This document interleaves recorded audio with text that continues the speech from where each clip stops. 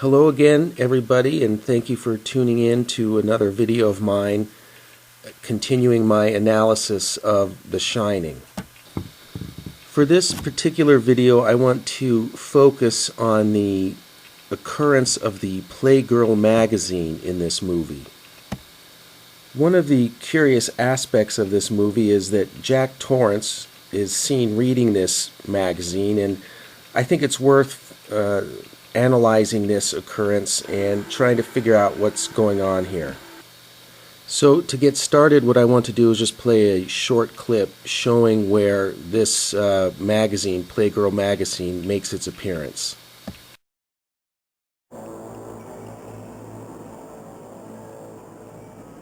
What time is it, Stanley? 8:30. Well, that still gives us plenty of time to go over everything first. Bye, Mr. Ullman. Bye. Good morning. So this is towards the beginning of the movie, the closing day, and we see that Jack Torrance is sitting in a chair and he's reading a magazine. And people have noted that this particular magazine he's reading is Playgirl magazine. It is the January 1978 edition of Playgirl magazine.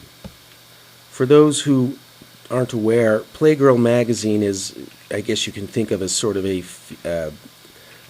female version of Playboy. It features, instead of nude women, it features nude men. And serious researchers of The Shining have been sort of perplexed as to why Jack Torrance would be reading this particular magazine. And I think there's good reason to be perplexed about this, because keep in mind, as I've mentioned in a previous video, Stanley Kubrick was very meticulous, very precise, very detail-oriented, and it's completely reasonable to speculate that this means something, that there's some significance to Jack Torrance reading this magazine. I've seen some people speculate that maybe Kubrick is trying to suggest that Jack Torrance is a closeted homosexual or bisexual. And also, when you look at this cover there, one of the articles in this particular issue of Playgirl has to do with incest, and some people have speculated that there might be some sort of subtext having to do with child abuse or whatnot. I think there's some merit and validity to these theories, and I intend to get to them in a later video.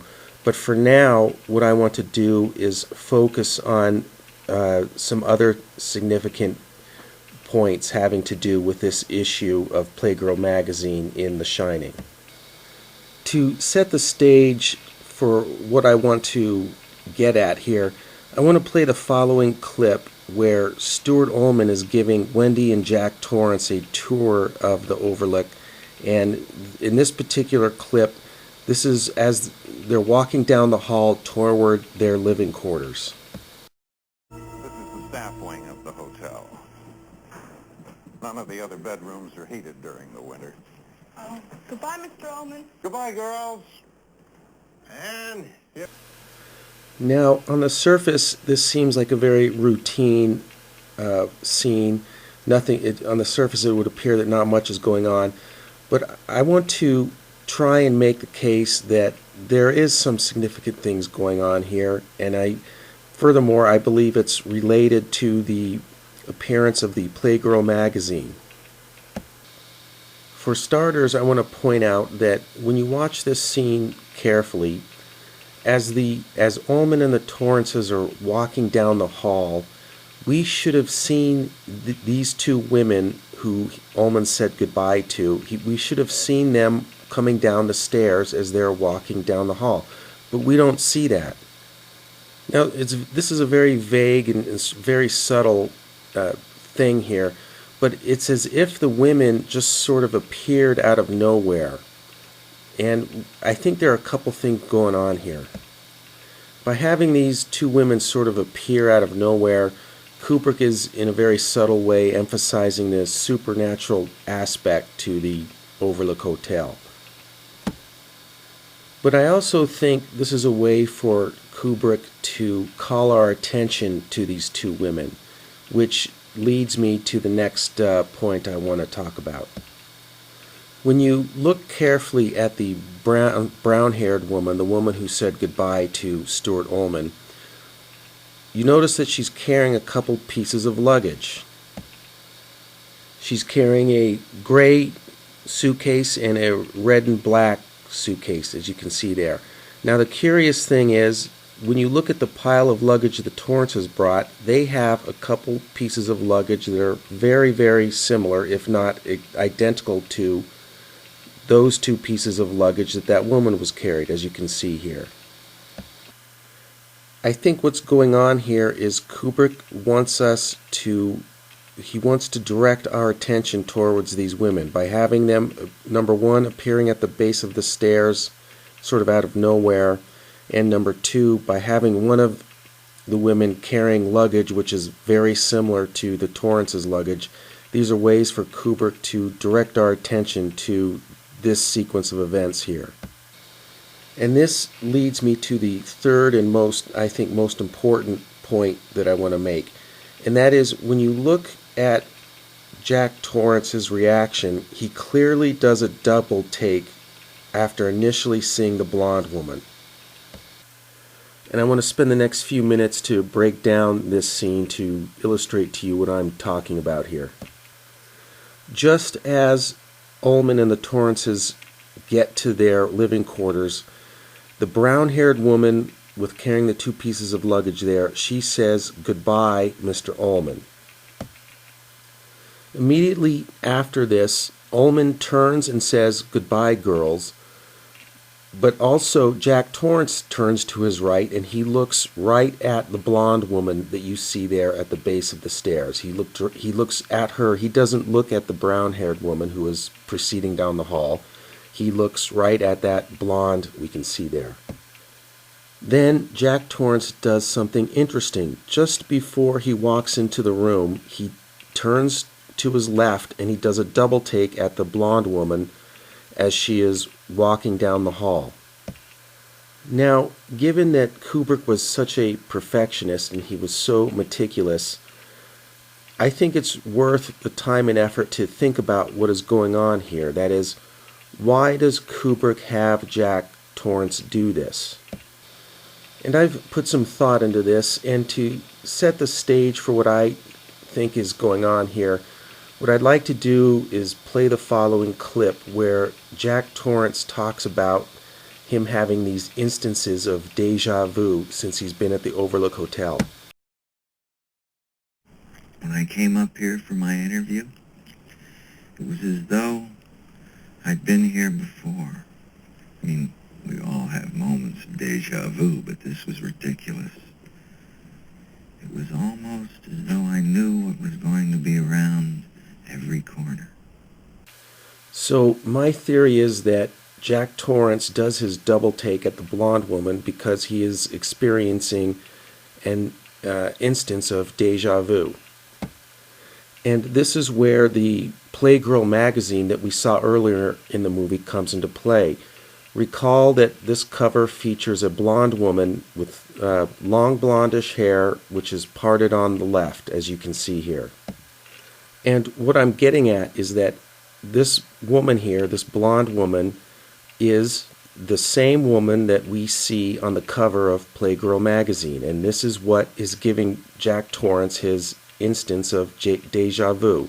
He's seeing, walking around in the Overlook Hotel, the same woman that he saw on the cover of Playgirl magazine, which he was reading earlier. Now, while these two women do look very similar, they have similar blondish, long blondish hair parted on the left, they have similar facial features, I will be the first to admit that it's not possible to be absolutely sure that these two women are in fact one and the same. But before you dismiss me as grasping for straws here, I do want to summarize what we've found, what we've gone through so far. That is, Kubrick is clearly, in my opinion, calling attention to this woman by having these two women appear out of nowhere, by having the brown-haired woman carrying luggage which is very similar to the Torrances, and by having Jack do his double take just before he goes into the room. I think there's something going on here, and I think what is going on here is that this woman that we see in the stairs there is the same woman that we saw on the cover of Playgirl magazine. And furthermore, I think there's evidence elsewhere in this movie which supports this theory of mine, which I want to go into right now. Recall once again the cover for this issue of Playgirl magazine. When you look at this cover, you can see that there are actually two people there. There's the blonde woman, and in the mirror there we see the reflection of a dark-haired man. And my thinking is this: if Kubrick put the blonde woman there in the movie, as I believe he did, then it's natural to ask the question, did he put that dark-haired man in the movie as well? Given the fact that, as you can see there, the dark-haired man is wearing or was wearing a formal tuxedo, and also note that in the upper right-hand side there of the issue of the magazine, you can see that there's the word party, which evidently refers to a New Year's party, then the natural place to look for this dark-haired man would be the ballroom scene. And I believe he does make an appearance there, as I will show in this clip.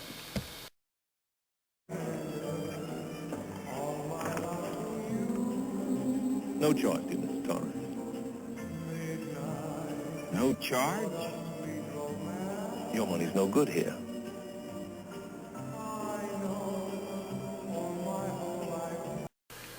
When you watch this clip carefully, you can see walking behind Jack Torrance is a dark-haired man wearing a tuxedo.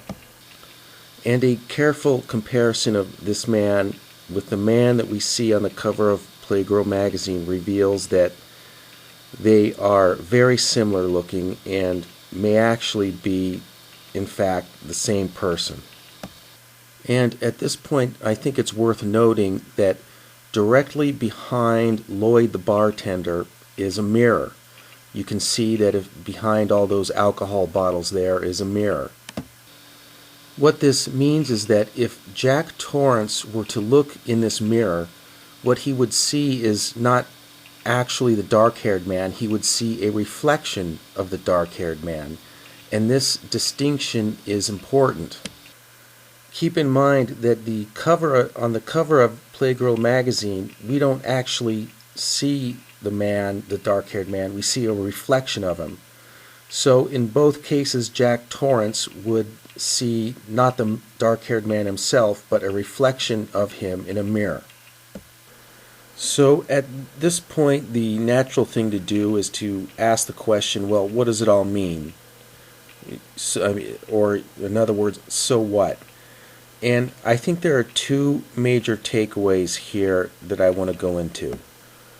The first takeaway is that I think Kubrick, by putting in extras who either actually are the two people on the cover of Playgirl magazine or look very similar to them, Kubrick is breaking the so-called fourth wall. That is, he's blurring the line between the fictional world of The Shining and the real world in which we, the viewers, live and breathe. And this idea is related to a 6-part video series, which, if you have not seen, I encourage you to do so. In that series, I attempt to make the case that Stanley Kubrick has embedded in The Shining a message in which he is essentially blowing the whistle on what really happened at Frank Lloyd Wright's Taliesin compound on August 15, 1914. It's my belief that The Shining is really a vehicle for Stanley Kubrick to reveal to us the truth about that incident. And by using Playgirl magazine to break this so-called fourth wall, I think what Kubrick is doing here is he's encouraging us to look at The Shining as having a relevance to real people and real events. The second takeaway has to do with this particular issue of Playgirl magazine. I think it's apparent that Kubrick is trying to call our attention here to this issue of Playgirl. And what I intend to do in subsequent videos is provide some more analysis regarding the relationship of this issue of Playgirl magazine to The Shining. And it would really help me out if you could like and subscribe to make it worth my while. I think there are some interesting things here to go into, and I hope you will find it interesting as well. And so with that, have a nice day, and I'll see you next time.